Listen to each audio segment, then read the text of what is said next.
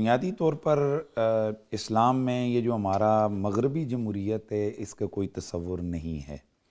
چونکہ معذرت کے ساتھ چونکہ ہم جب اسلام کے حوالے سے بات کریں گے تو پھر ہمیں یہ جیسے ڈبل سٹینڈرڈز کا مظاہرہ نہیں کرنا چاہیے، کھل کر جو سچی اور کھری بات ہے وہ کرنی چاہیے۔ ہمارا جو مغربی جمہوری نظام ہے اس کے تحت بندوں کو گنا جاتا ہے، تولا نہیں جاتا، لیکن جو اسلامی نظام اس میں بندوں کو تولا جاتا ہے، گنا نہیں جاتا۔ ایک شخص ہے حضرت سیدنا ابوبکر صدیق رضی اللہ تعالیٰ عنہ، وہ خلیفہ مقرر کرتے ہیں اپنے بعد حضرت سیدنا فاروق اعظم رضی اللہ تعالیٰ عنہ کو، گویا ایک شخص کی جو رائے ہے وہ سب کے لیے قابل قبول ہے۔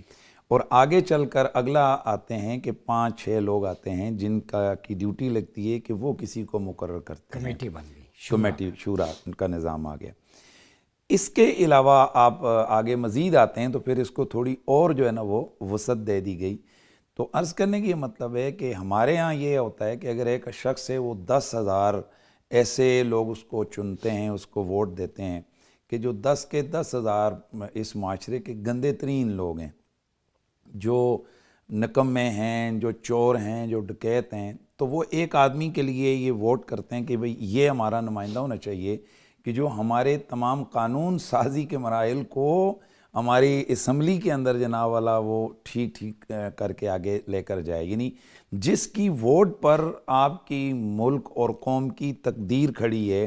اس کو کون چننے والے کون لوگ ہیں؟ اس کو چننے والے وہ 10,000 وہ لوگ ہیں جو خود کرپٹ ہیں، چور ہیں، ڈکیت ہیں، ظالم ہیں، جابر ہیں۔ دوسری طرف ایک ایسا شخص ہے جو اس کے مقابلے میں کھڑا ہے،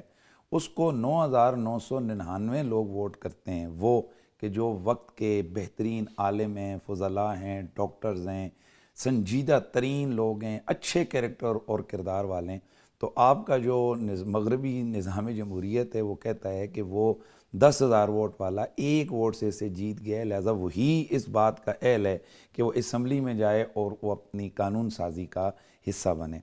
تو اب ایک جرنل چھوٹا سا بھی عقل رکھنے والا اگر کوئی انسان ہے تو وہ سمجھ سکتا ہے کہ جس چیز کی بیس اور بنیاد ہی ایک غلط اور ایک ناقابل قبول ہے، اس پر کھڑے ہو کر آپ آگے عدل کہاں سے ڈھونڈیں گے، انصاف کہاں سے ڈھونڈیں گے، آپ وہاں جسے کہتے ہیں خلوص کہاں سے نکالیں گے؟ یہ تو سارے کا سارا آگے نظام ہی خراب ہو جائے گا۔ لہٰذا پہلا تو میں یہ سمجھتا ہوں کہ ہمیں اس بات کو مان لینا چاہیے کہ ایک مسلمان جس کا یہ بلیو ہے، یقین ہے کہ وہ قرآن اور سنت، یعنی اس کے رول ماڈل رسول اللہ ہیں، اس کے بعد رسول اللہ کے مقدس جو ہے نا وہ صحابہ ہیں، خلفائے راشدین ہیں، تو اب اگر وہ اس نظام کا طالب ہے تو میں سوری ٹو سے مجھے کہنا پڑتا ہے کہ اگر آپ ایک اچھی ہیلدی مچھلی کھانے چاہتے ہیں کہ بھئی میں راؤ کھاؤں گا، میں فلاں کھاؤں گا، تو آپ یہ G7 والے نالے میں کنڈی جا کر ڈال کے وہاں سے نہیں حاصل کر سکتے، کیونکہ جہاں گندا نالا ہے تو اس میں سے کہاں آگے یہ مچھلی نکلے گی۔ تو جہاں آپ کی بنیاد ہی ایک ایسی غیر اسلامی اور جسے کہتے ہیں کہ غلط ہے، تو اس کے اوپر آپ کہیں جی کہ ہم ملک میں ہم چاہتے ہیں کہ عدل ہو، تو یہ میرے خیال میں تو ہمارا بنیادی اگر آپ جس چیز کے طالب ہیں وہ یہاں نہیں ہو سکتا۔ اب ہمارے لیے پرابلم یہ ہے کہ ہم نے نام رکھ دیا جی جمہوریت، مغربی جمہوریت، اب ہم ان کو رول ماڈل بنا رہے ہیں اور خود اپنے آپ کو ہم کہہ رہے ہیں جی کہ ہم مسلمان ہیں اور جی ہمارے لیے رول ماڈل رسول اللہ ہیں، ہمارے لیے فلاں۔ تو میرے خیال میں یہ دونوں اپوزٹ چیزیں ہیں۔